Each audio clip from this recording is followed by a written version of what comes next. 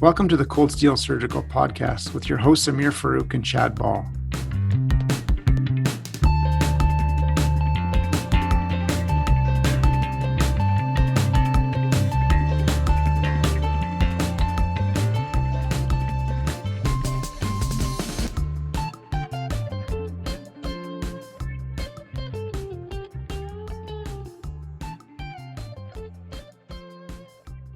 Welcome to another General Surgery Residency highlight. This is another rebroadcast from last year with Dr. Sender Liberman of McGill University. Enjoy.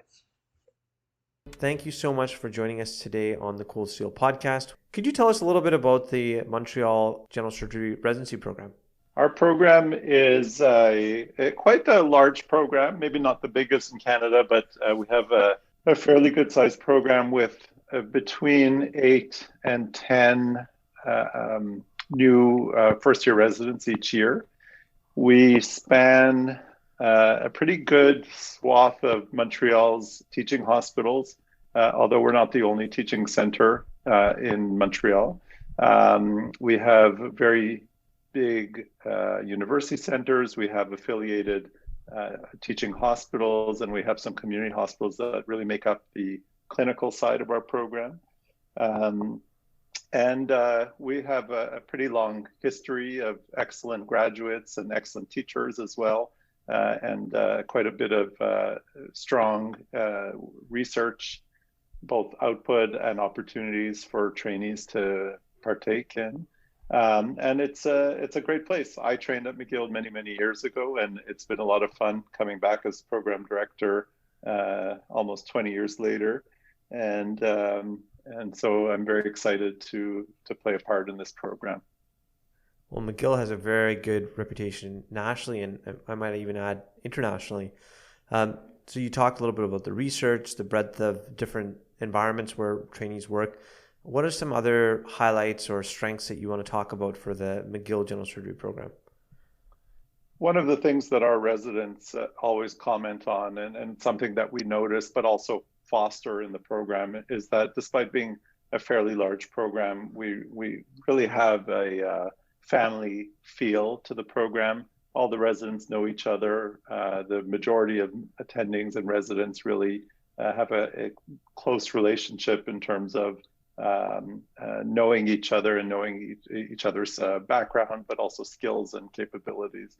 And we're really the type of program where if you have a problem, and everyone has problems from time to time, and every program has issues, it's the type of program where you can bring those issues to us or to the General Surgery Residence Committee, and we really take those things seriously and look at how we can improve things for residents.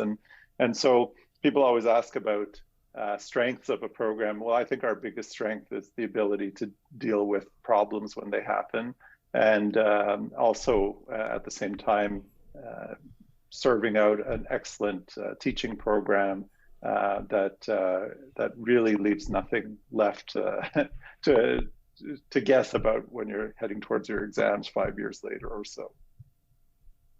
Yeah, it sounds fantastic. But, there's no question. I think all the Canadian programs can put graduates in any fellowship or job that they probably desire. But I'm curious, when it comes to McGill, what is the flavor? What have your graduates gone on to do in general? What's that sort of fellowship versus direct entry into their first job mix? Yeah, so we have always made sure that anyone graduating could just go work in a general surgery position somewhere. We make sure that they have all the skills that a community general surgeon or even an academic general surgeon would need.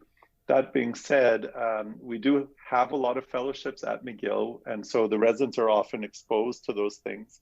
And it's very few of our residents that don't go on to fellowship afterwards. Partly because maybe the strong research component, which really fosters an academic flavor to the program. And so the residents, when they're going through our training, will often really start to seek out fellowship training opportunities. And while I don't know if it's a strength or a weakness, it's just how it is. And we make sure that everyone has the training that they need. Our Royal College requirements for graduating residents that are competent and safe, definitely we do that. But because there's such a high exposure to a lot of very subspecialized work, I think that piques the interest of a lot of the residents who can see themselves in careers in more subspecialized areas that fellowships would offer them. And so I looked recently back at our last 10 years of graduates, and I would say there's maybe only been about 2 or 3 graduates over those 10 years that have gone directly into general surgery practice. So although we're definitely open to someone who wants to do general surgery, and many who have come into the program have said that as well, the output at the end is often the fellowship route. There's not really one type of fellowship that our residents go into. There's a huge variety year after year. Some years a little bit more into one versus another, but just as an example, in the last year or two, I mean, we've had people go into colorectal, thoracic, surgical oncology, MIS, and I'm probably skipping a few. There's been some ICU, critical care people, 1 or 2 have gone into trauma, and really a bit of everything. And we have those specialties at McGill. So a lot of the services that the residents will rotate on are usually either a mix of community type general surgery and some of the subspecialized programs, or sometimes a purely subspecialized area like hepatobiliary transplant or colorectal surgery and things like that. And so that tends to be the route that most of our residents take. What's the ideal applicant or candidate look like to you? What kind of strengths and abilities, or what types of characteristics are you looking for in a prospective applicant? So we have a pretty limited ability in terms of the number that we can hire, because in Quebec, this is regulated by the government. So each of the medical schools and their residency programs, numbers are dictated by the government. So for example, in the coming year, we only have 3 spots that we can offer through CARM. So the question you ask is very critical in terms of figuring out who would like to come to our program and also what we'd like from those people. The best applicants are probably the ones who have showed the most interest in general surgery, have very supporting letters of recommendation from the people that they've worked with, especially from surgeons. And also the ones who have come across in an interview as the type of people that we'd like to work with. So people that at the same time are driven and interested in general surgery, but also have a personality that we find easy to get along with, someone that we'd love to have call us at 3 or 4 in the morning to discuss a case with us.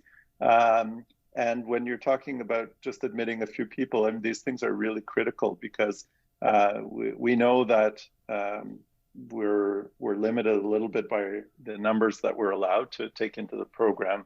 But we also feel it's extremely important to be fair to everyone who's applying and really make sure that the ones who are the most interested and the ones who will probably get the most out of our program are the ones that we match. So it's a combination of things. It's really what you've done leading up to the program, and also the type of interaction and communication skills and things like that we would see as you go through the program, in the year after or so. I think we all know, having been, a lot of us, to Montreal many times, what that absolutely beautiful city you live in has to offer. But from a maybe a 30,000 foot perspective, what are some of the extracurricular or non-hospital based activities and opportunities that your residents get into typically? On a normal non-pandemic year, obviously, we have a much better variety and offering of events. Montreal, as I hope you all know, is the coolest place in Canada. Not just the coldest, but also the coolest. And we're a city of festivals. We're a city of good food. We're a city of outdoor events, both in the summer and in the winter. And because our residents also are quite friendly with each other, they tend to organize some of these events too amongst themselves. They have a strong residency committee that plans extracurricular things in addition to academic retreats and things like that. We do biking in the summer, we do skiing in the winter, and everything in between. We're home to a hugely popular restaurant scene with very exciting types of restaurants. Obviously, this year, a lot of us are eating at home alone or with our families quite a bit. But the second we're allowed to, we always break out and book a couple good restaurants. And for those who like skiing, I mean, we're definitely not going to ski like at Whistler or out west, but we have a lot of skiing that's really close to the city. So in the winter, they're skating like in the old port and things like that. And then, like I said about the festivals, we have the Jazz Fest and the different types of music festivals. It's really a cool city to live in. And those of us who live here are here for a reason. And that's because of all these things. And the quality of life is generally quite good for a reasonably priced city as well, compared to a couple other places in the country. And so the residents usually really enjoy that. I think cool and funky are definitely understated descriptors of Montreal. So good for your description there for sure. I think the last thing we'd like to ask you in respect of your time and your program is if you could tell our applicants and our listeners maybe one or two things that might surprise them about the McGill program. Usually in a positive light, but really any light that you see fit.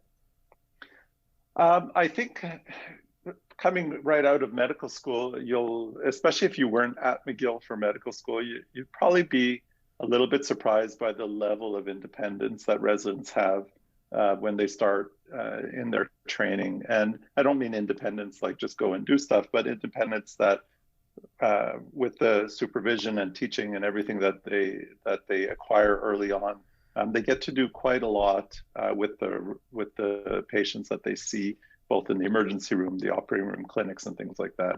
And I don't have a lot of experience with other programs in the country, but when you look at what our residents are able to do quite early in their training, it's actually quite incredible. And I think it's because we put a lot of trust and faith in the residents that allows them to be able to get to that skill level very quickly. The other thing is, I think that the family feel of the program will be quite surprising to someone who really hasn't been in the program for very long, or wasn't at McGill and did a lot of rotations in our program, in our services, for example. The residents really are a friendly bunch and they get along well, and that's so important to their well-being and really making people happy in the program. And I think those are probably the two, if you're asking about surprises, the two biggest surprises.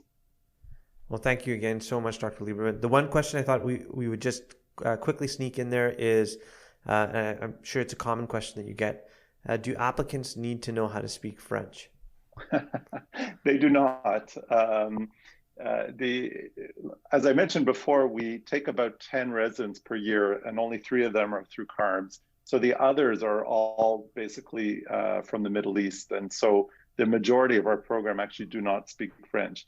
That being said, there is an obligation to serve patients in their language, especially if they don't speak English, a language that they understand. And so we rely on translators, we rely sometimes on family members, but we also some of the other healthcare professionals to translate. So it is very important that people know how to get the word through to their patients that they're trying to explain. McGill does offer courses through Rosetta Stone and some others Lately, they've been free, and a lot of the residents do take up these opportunities. And it's always great to learn an extra language, but spending 5, 6, 7 years in a place, it is really nice to learn some of the language. And so most of the residents do use that opportunity to learn some French, but it's not mandatory. You also have to remember that Montreal is an extremely cosmopolitan and international city. And so about 40% of our patients speak French as a first language, about 40% speak English as a first language, and the other 20% speak a variety of other languages. And so there's an equally important emphasis on speaking with those patients with their translators and things like that. And so no, it's not obligated that anyone speak French. It's helpful. Like if I was to go somewhere else in Canada, if I didn't speak English, I'd probably pick up some of it pretty quickly as well. And that goes the same for any other country.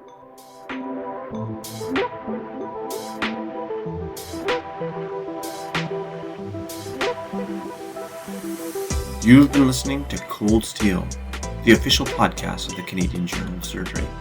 If you like what you've heard, please leave us a review on iTunes. We love to hear your thoughts, comments, and feedback, so send us an email at podcast.cjs@gmail.com or tweet at us at CanJSurge. Thanks again.